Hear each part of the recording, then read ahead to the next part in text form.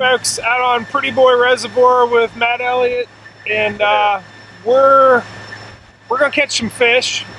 It's our water temperature is 81.3, and it's important, you know, wherever you're fishing the electric only tournaments, especially in summer, to take care of your fish. Absolutely. And we're gonna talk about two things.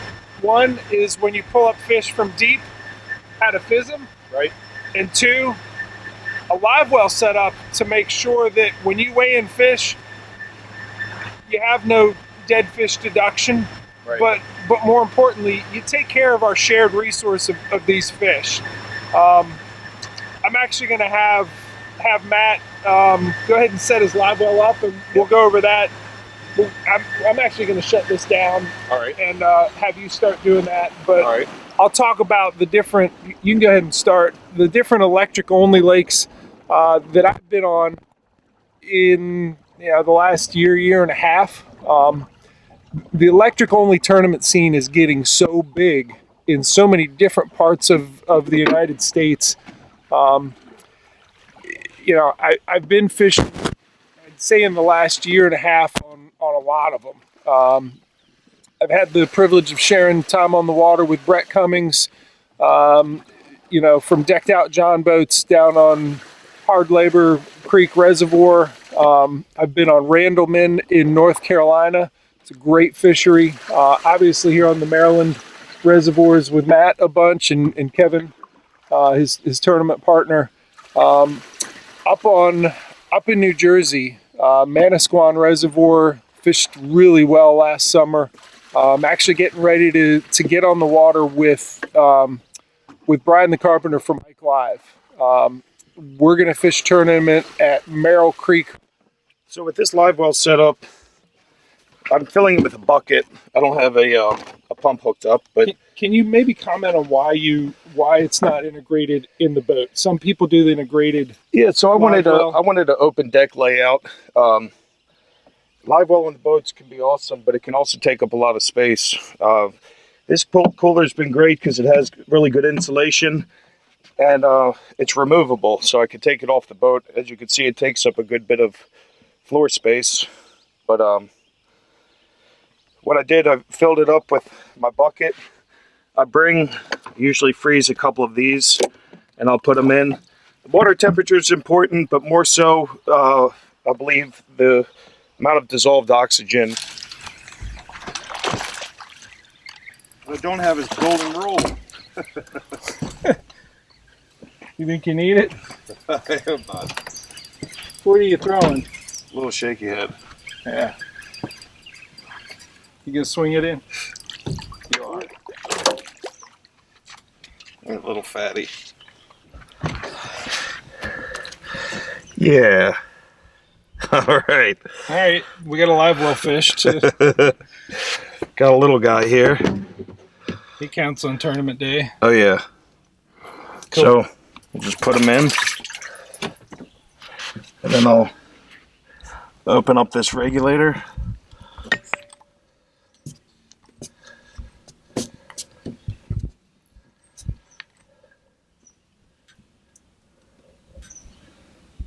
Turn that on. Give it a couple clicks, and what I'll look for is just some real fine bubbles coming out of that. There they are, you see them? So I'm blasting it right now. So that's just oxygen. So that was wide open. I just wanted to get it started, and then I'm going to dial it back. It's just the first click, 130 seconds. Okay. Got right here, so we fill it up a little bit more. What does that measurement mean? So 1/32 of what? I couldn't answer that. I'm not sure. Okay. But I know Kevin's, other regulators will just have numbers, but that's our lowest setting, 130 seconds. 1/16 goes up a little bit, then an eighth. But we ran it, I opened it wide open just to kind of so we could start seeing the bubbles. And then we just cut it down for now, and they're good to go. Cool. What do you think? Another little guy. I mean, 17 pounds won in the last tournament, so it's, and these aren't 2-pounders, but they're eating. He had it. Yeah, he had it. Get out of there. Let me see what you're throwing once you get him in there.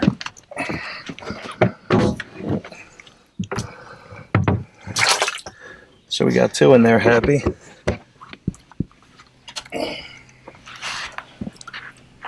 So that's just a 1/4 ounce head, little June bug worm. Nice. Another one with it though, smaller one. There's your little small jaw. Little small jaw. Boy, that's a little one. Let's see. That goes 12 though. Into the box. Little guy ate that jig.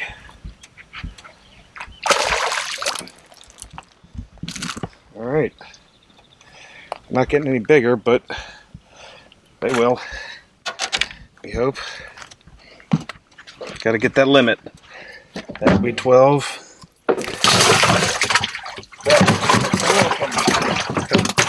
Could have put them in a little more gracefully, but they're all good. Everyone's happy. So that fish came off the grass edge. What depth? Like how deep does the grass edge form in this? Well, up here, I think it's going to go 15, 16 feet up on this flat. In the clearer a lake you're fishing, the deeper that grass edge will form. Yeah. Yeah, the deep. Let's see what you got them on. Big jig. 3/4 ounce jig. Yeah.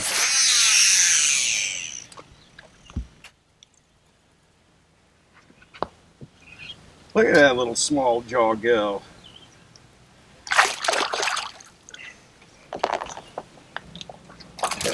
Oh my. Penalty. Little guy. That's gonna be 12. Yeah. Alright. It's nice in there.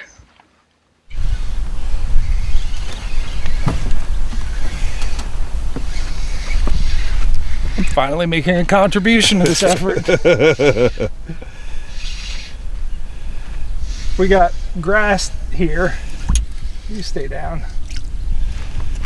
And the grass bed. Oh, that's not a bad one. Yeah. I figured I'd throw something I've been throwing on the river for smallmouth is it's a Z-Man, what do they call it? Salty jerk shads. Right. God, I've jammed them good. It's a nice little jig head. I'll go ahead and get him in there. There you go.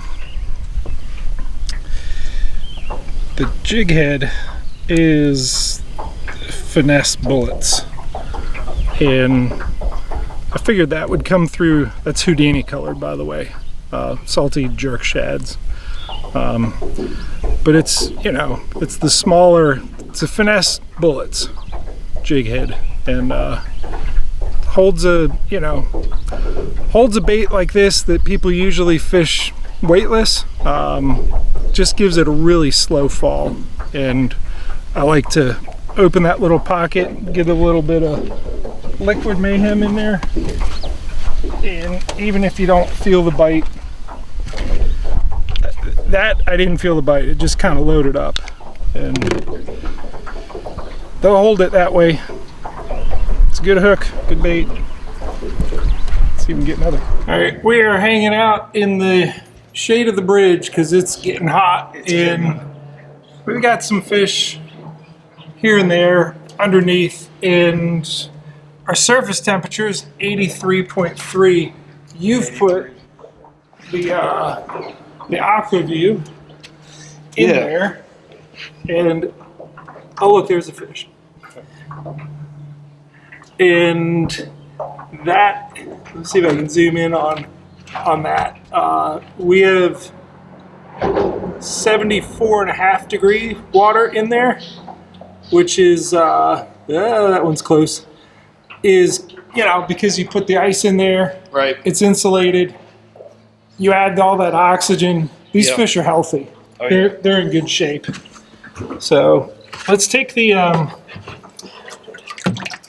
aqua view Take the camera out. and let's drop it down into the 26, 27 foot of water. See what that looks like. Look at them. Oh, bluegill. You seeing stuff? Oh yeah. Take a look. So this is an old aqua view I've had for 15 years, but it's battery's on its last life. But what's cool about it is it gives you the depth, temperature, and direction. So are you seeing anything down there? Yeah, I saw one bluegill, and we're in the same water temperature, 74.4. So at 18.5 feet, you know, we're able to, it's still dropping, it's 74.1. Yeah. But your live well here is the same nice cool water temperature as it is deep. And that's just where they carp. want to be. Carp. See carp? Yeah. All kind of stuff down there. There's some fish. So he's dropping it down even further. He's on the bottom. Were you down there? Yep, and it's 65.644. It's dropping. So it's in 30 feet. It's dropping fast. So they like that cooler water down deep, holds the oxygen a little bit better. So in these summertime tournaments, a lot of fish in general come out of deeper water where the thermocline is. When you put them in your live well, they'll kind of be on their side. That's because their swim bladder's full of air. And the way we fix that, what I use is a bends mender, which is a clear tube with a needle on it. I like to sterilize it with rubbing alcohol periodically. Here's the cap. It's got a nice little pin that keeps that needle clean. So we'll open up this live well, and there's one in here that's a little bit on this side. And the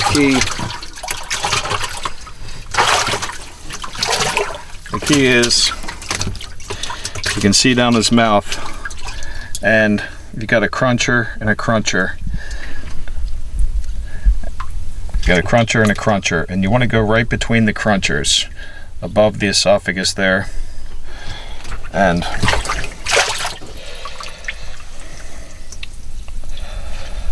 we'll go right in.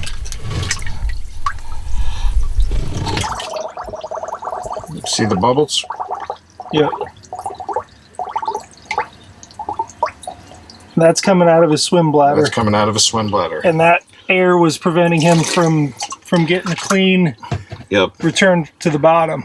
And so what they'll do is they'll sink to the bottom for a second, and then he'll level out, and he's good to go. Okay. Let's let him back in the drink. All right. So we're gonna put our fish back in. Okay. Oh, that felt good. So there he goes.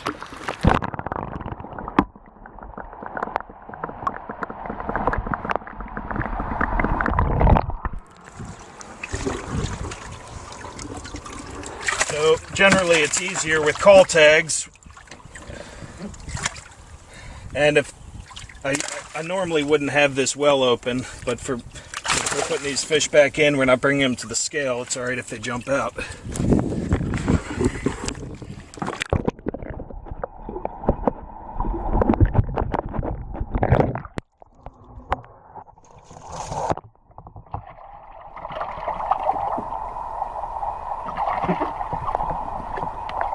these aren't great big fish, but a place like Pretty Boy,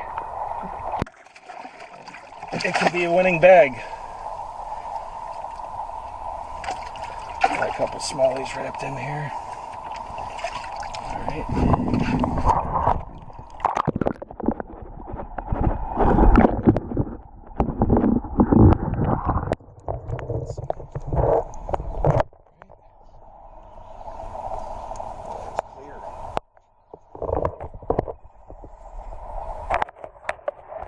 Turn my gas off.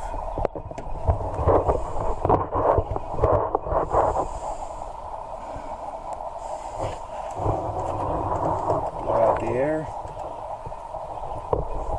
Another thing I've noticed with using the oxygen system, I'm just blowing out the remainder that's in the, is that you don't see the fish regurgitate crawdads or bait fish or what have you, whatever they're feeding on. A lot of times when they're really stressed out in this tank, they start barfing and puking everything up. That's because you got to remember it's a confined little area. You pull them out of the reservoir and you're sticking them into captivity. You want them to be as comfortable as possible, and I feel they are with using this oxygen. I've never had a need to use a recirculating system. I don't think it would be a bad idea to put one on. But this is my system, and it's worked great for me since 2013. So we're heading in. Matt's like, let's stop off at this spot here. And you have what, a drop shot on there? Yeah. And a big bass. You gonna keep them hooked? That's the plan. Yeah, you'll never see me with a drop shot in my hand either. Well, maybe now. But why is that? Why did jig guys hate drop shot? I don't hate it. I just would rather. We had the same discussion with Kevin. That's a big bass. Yeah, it's a really big bass. It's a giant. I better get that net. Yeah.